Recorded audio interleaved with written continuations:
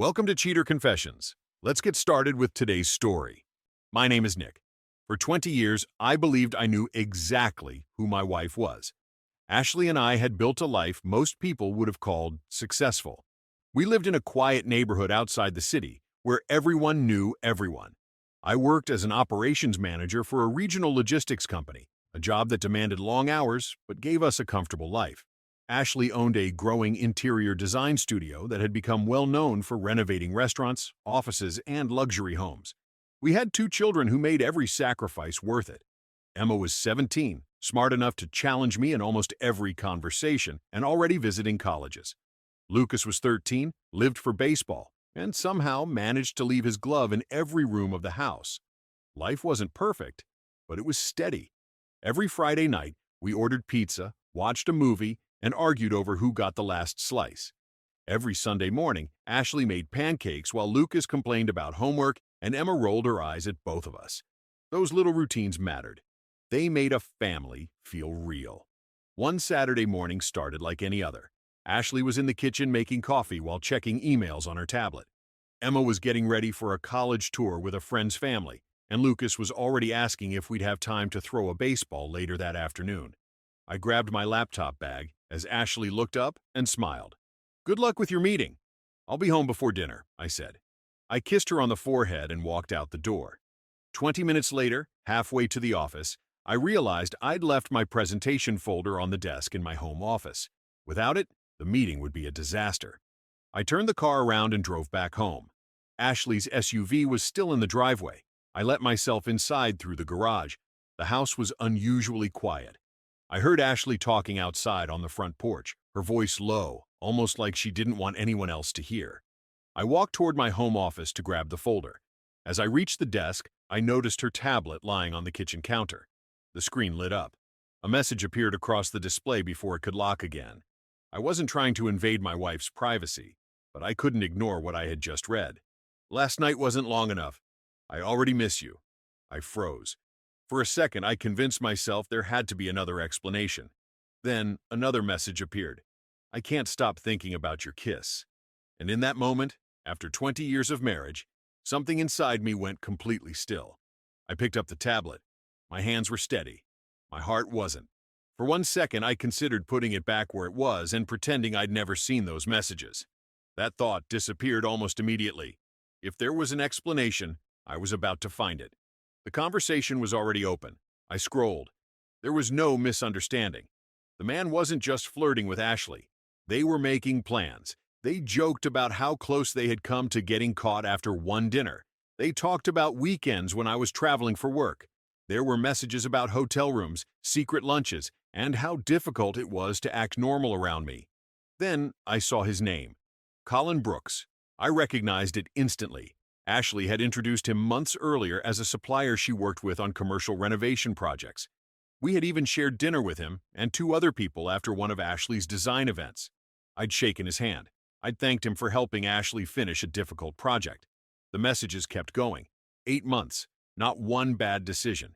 8 months of planned lies. One message stopped me cold. "I hate saying goodbye to you and then going home to play the perfect wife." I didn't hear Ashley come back inside. "Nick?" I looked up. She was standing in the kitchen doorway holding a grocery bag. The color disappeared from her face. Her eyes shifted from me to the tablet in my hands. Neither of us spoke for several seconds. She slowly set the bag on the counter. "I can explain." I shook my head. "No, Nick. No, you don't get to start with those words." She took one cautious step toward me. "It isn't as simple as it looks." I laughed once. A short laugh. The kind that comes when something is too unbelievable to be funny. "I've read enough to know exactly what it looks like." Tears immediately filled her eyes. "I never wanted you to find out this way." "So there was a better way?" She looked at the floor. "I was trying to end it." "Were you?" I held up the tablet. "Because this message says he already misses last night." Ashley covered her face. "It got out of control." "No," my voice stayed calm. "You let it get out of control." She looked back at me. "It wasn't supposed to happen." "You've been saying that to yourself for 8 months?" Her shoulders dropped. "I didn't stop it." "No, you didn't." Silence filled the room. "Nick, please listen to me. I've been listening to you for 20 years. She reached for my arm. I stepped back before she could touch me. You stood in this kitchen every morning telling me you loved me. I do love you. Then tell me something. She looked at me hopefully. I held up the tablet one more time. If you loved me, why did another man thank you for last night? Ashley stared at me, but the answer never came. Instead, she started crying. I don't know how to explain it. You don't need to explain it, I said. You've already documented it for 8 months. She wiped her eyes. I never planned to leave you. That doesn't help your case.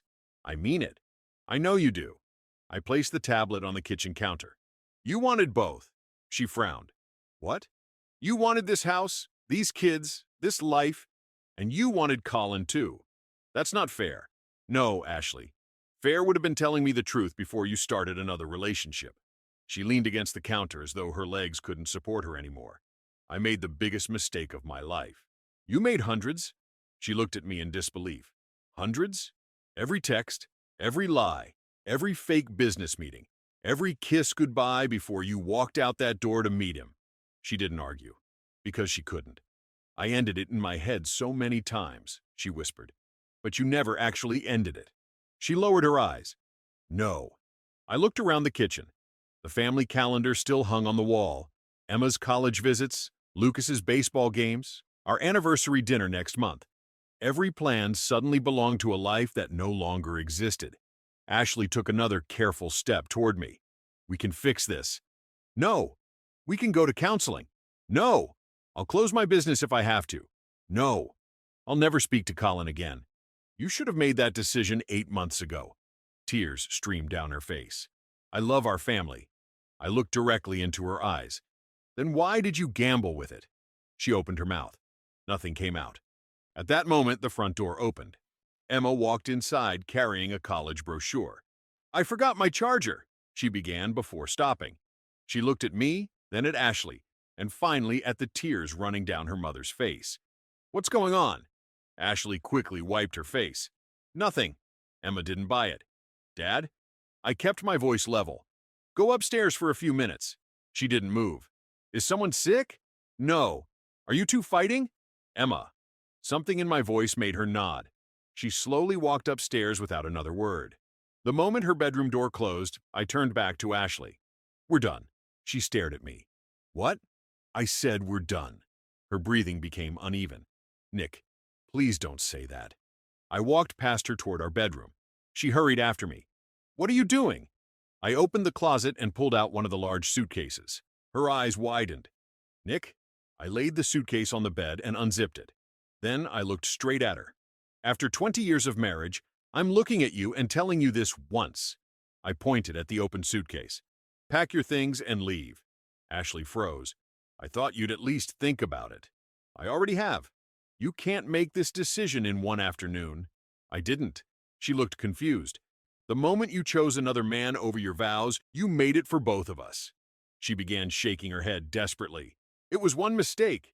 I stepped closer, close enough that she couldn't pretend not to hear me. No, I kept my voice calm. 8 months isn't one mistake. It's hundreds of decisions. And I'm not giving you the chance to make one more under my roof. Ashley stood beside the bed, staring at the open suitcase. For a long moment, neither of us moved. Finally, she whispered, This is my home, too. It was. She looked up sharply. What does that mean? It means this stopped being our home the day you started bringing another man into our marriage. I never brought him here. You brought him into this family every time you lied to us. She covered her face with both hands. I'll quit my business if that's what it takes. This isn't about your business. I'll block him. You should have done that the first time he crossed the line. I'll spend the rest of my life earning your trust. I shook my head. You don't get 20 years back because you're sorry today. She sat on the edge of the bed and cried quietly. I wasn't interested in watching. I walked downstairs. Emma was waiting in the living room. Lucas had just come home from baseball practice and looked completely confused. Dad? I sat across from them. We need to talk.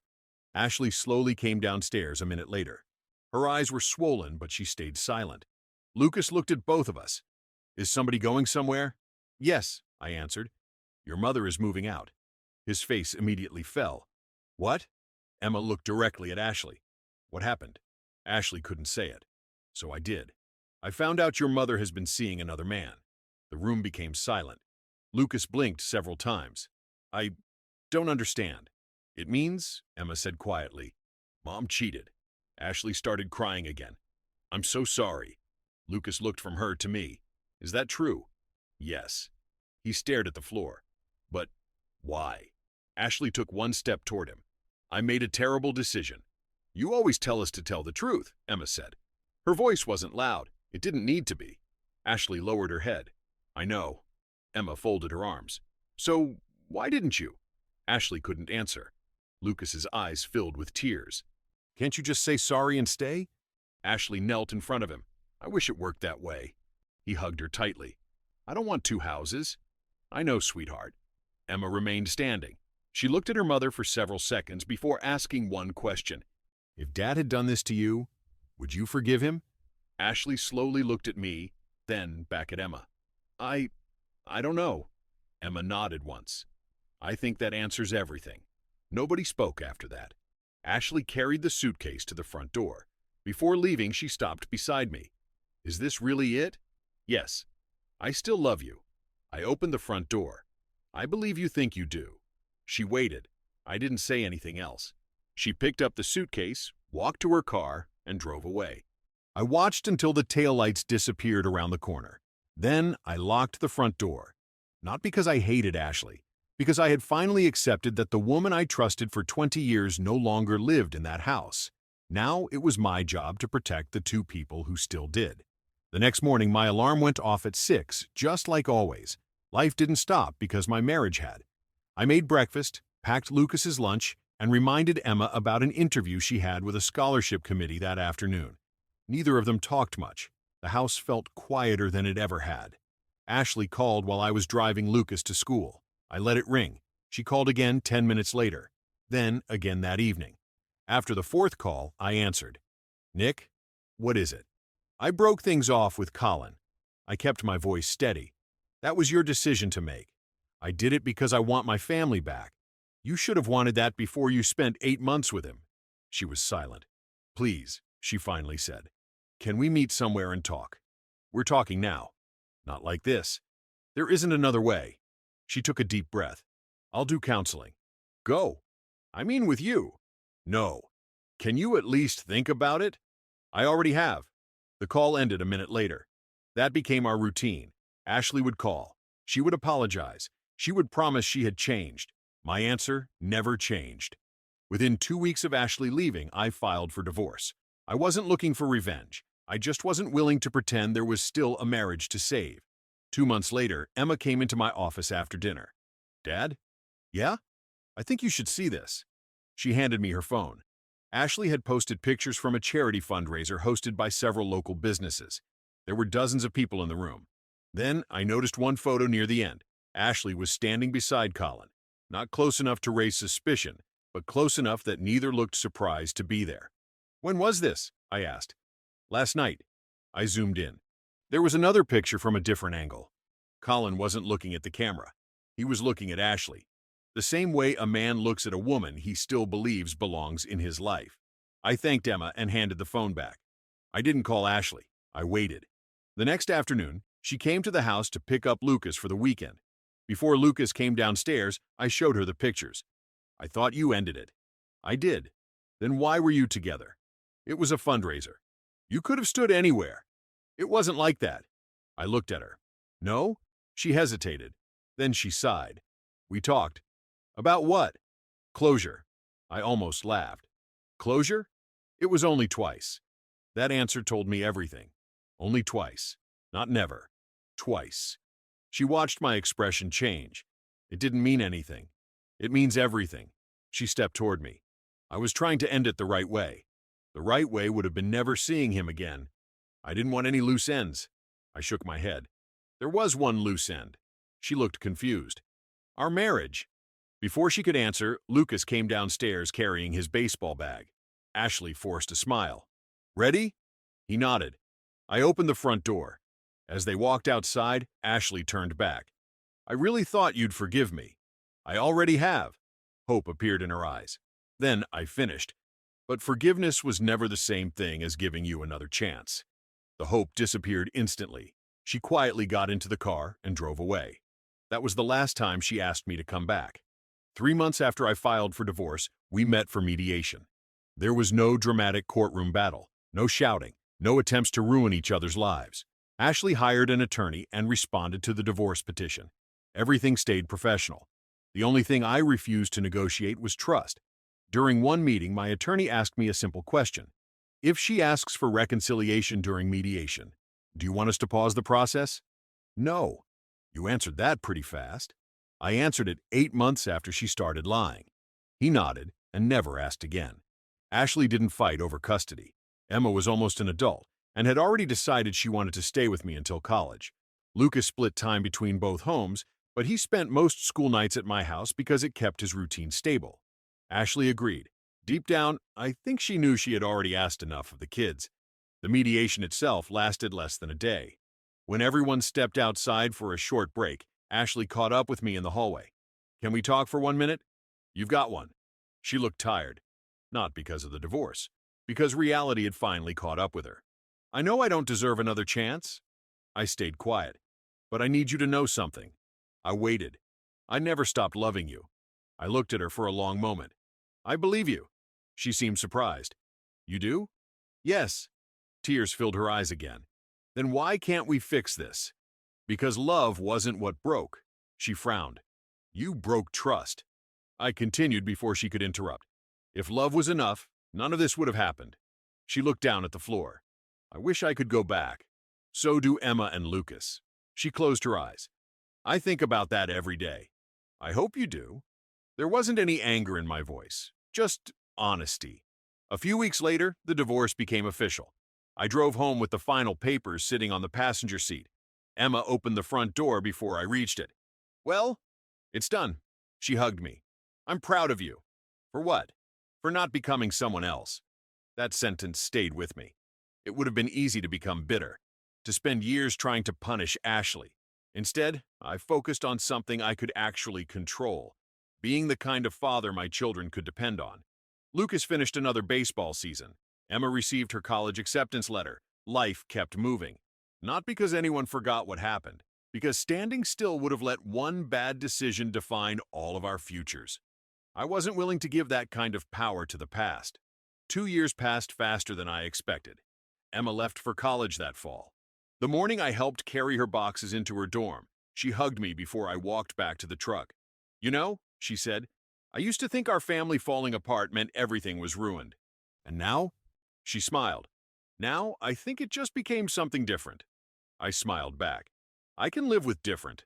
Lucas was 15 by then. He'd grown taller than Ashley, spent most afternoons at baseball practice, and argued with me about whose turn it was to mow the lawn. Those ordinary moments meant more to me than they ever had before. They were real. Nothing about them was built on pretending. Ashley remained part of the children's lives. She came to Lucas's games. She visited Emma at college. The kids loved her. I never tried to change that. She would always be their mother. One Saturday after Lucas's game, Ashley walked over while he was talking with his teammates. You look happy, she said. I am. She nodded slowly. I used to think time would change your mind. It changed a lot of things. But not us. No. She looked toward the baseball field. I've spent 2 years wondering when you'd call. I wasn't going to. I know that now. For a moment, neither of us spoke. Then she asked quietly, Did you ever hate me? I thought about it before answering. No. She looked surprised. I was disappointed, I continued. Hate keeps people tied to the past. I wasn't interested in staying there. She swallowed hard. I really believed you'd forgive me one day. I did. She frowned. I forgave you a long time ago. She looked at me exactly as she had the day she packed her suitcase, confused. So I explained one last time. Forgiveness let me move forward. I looked her in the eye. It never required me to move backward. She slowly nodded. For the first time since everything happened, she didn't argue. She didn't ask for another chance. She simply accepted the truth. Lucas jogged over carrying his equipment bag. You guys ready? I smiled. Yeah. Ashley hugged Lucas goodbye before he climbed into my truck. As I started the engine, she waved. I waved back. Nothing more. Driving home, I passed the same intersection where I'd turned around 2 years earlier because I'd forgotten a presentation folder. That single forgotten folder had uncovered a life I never imagined was hiding inside my own home. Losing my marriage wasn't the victory. Keeping my self-respect was. After 20 years, I looked at my wife and told her to pack her things and leave. It was the hardest sentence I had ever spoken. It also became the sentence that gave my children a home built on truth instead of appearances. Life wasn't the one I had planned. It was better than living a lie. And if I had to make that decision again, I wouldn't hesitate for a second. Thank you for watching.